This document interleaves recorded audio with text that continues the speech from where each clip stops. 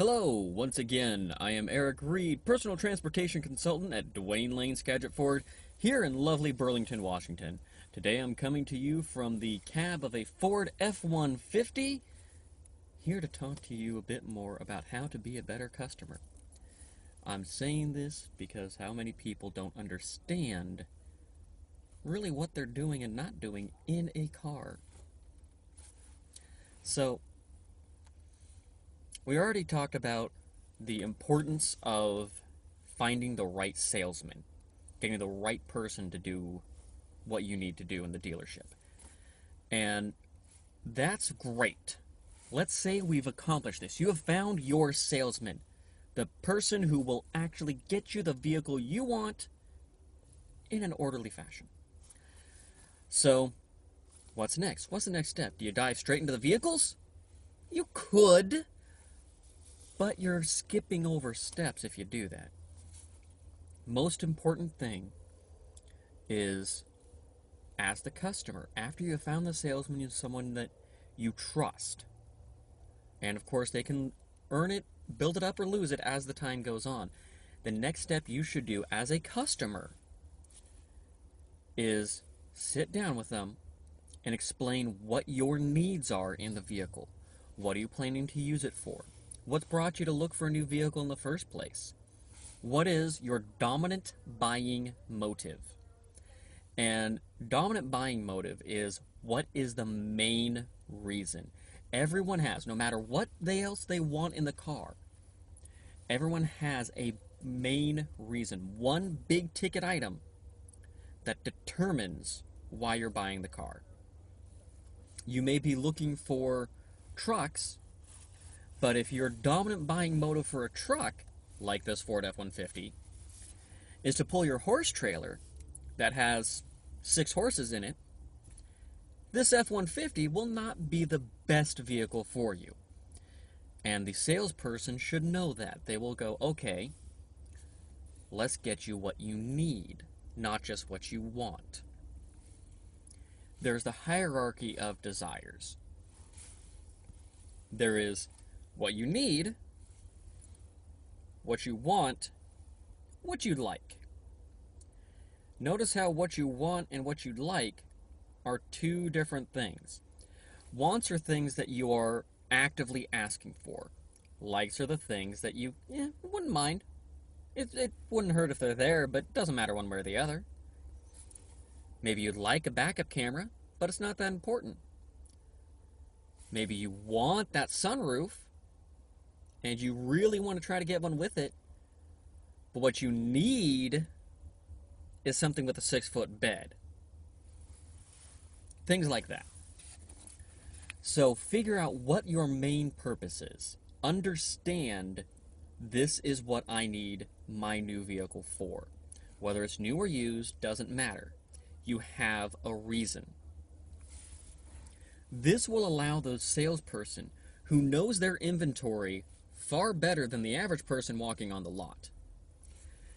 It saves you time. That's the big thing. This will save you time. Look, the number one complaint from every customer I have ever dealt with is buying a new car takes too long. That's the number one complaint. More than price, more than selection.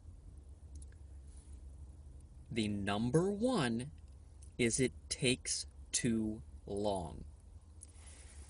I know that you start your clock when you step on the lot. We start our clock when we start talking to you. So there's a difference in time there.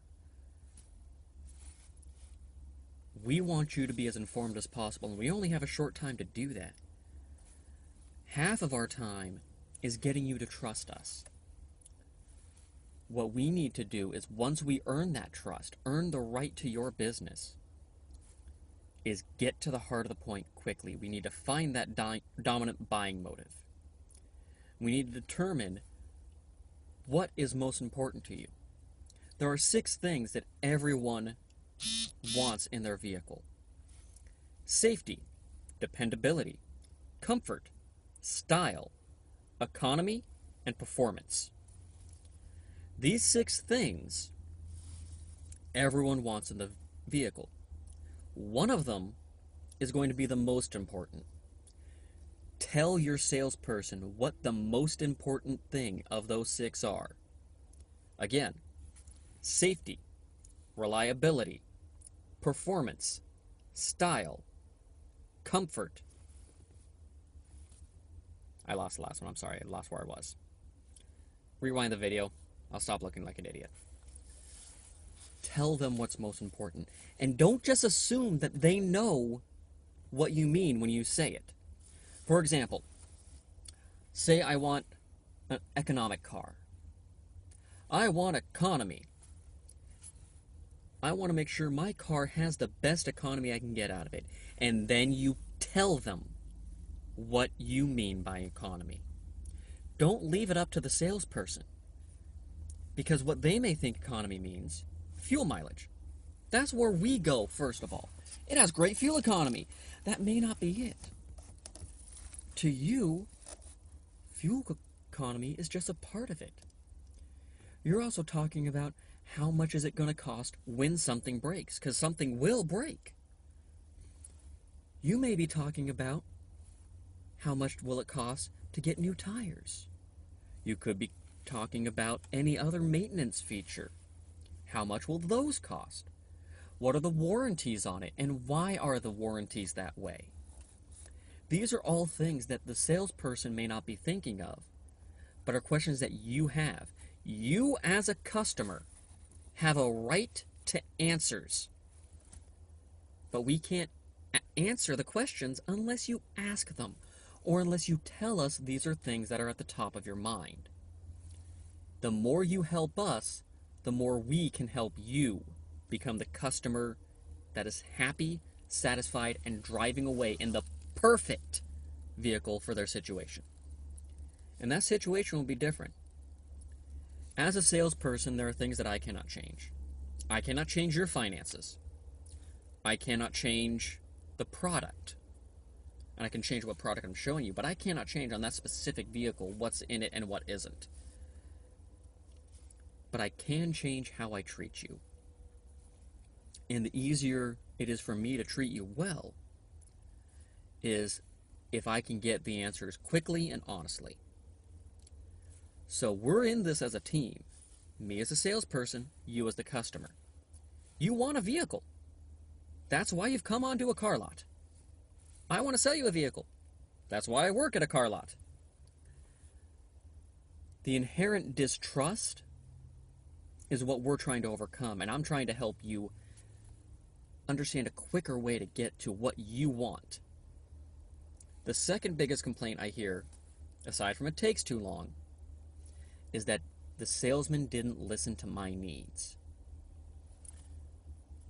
So I'm trying to help you communicate them to us with our language.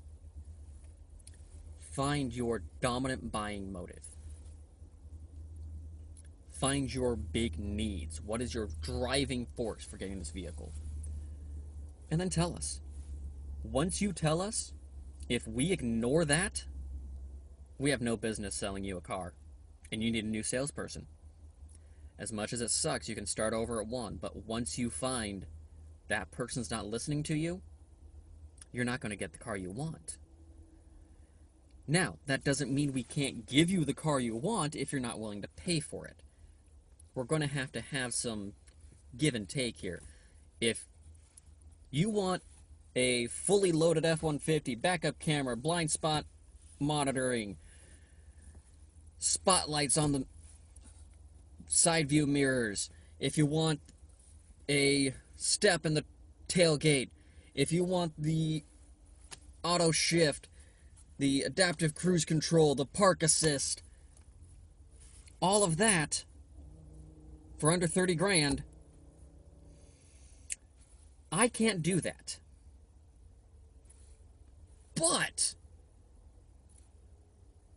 if you want all of that and you are flexible in your budget, we can make that happen. Or if you know how important certain things are to you, we can usually find something that will fit both your budget, all of your needs, and some of your wants. I'll wrap that up for today. Please write and comment below. Please don't talk too much how much I was an idiot and forgetting where I was in my dominant buying motives, because I will be kicking myself enough with that as it is. So be sure to write, comment, like, subscribe, share! Help everybody become better customers so we can expose the poor salesman. That's really what I'm getting at. We need to up my coworkers' game, and the less lazy customers we have means the less lazy salespeople there'll be. Like, subscribe, share, check me out on Facebook. Eric Reed, Personal Transportation Consultant.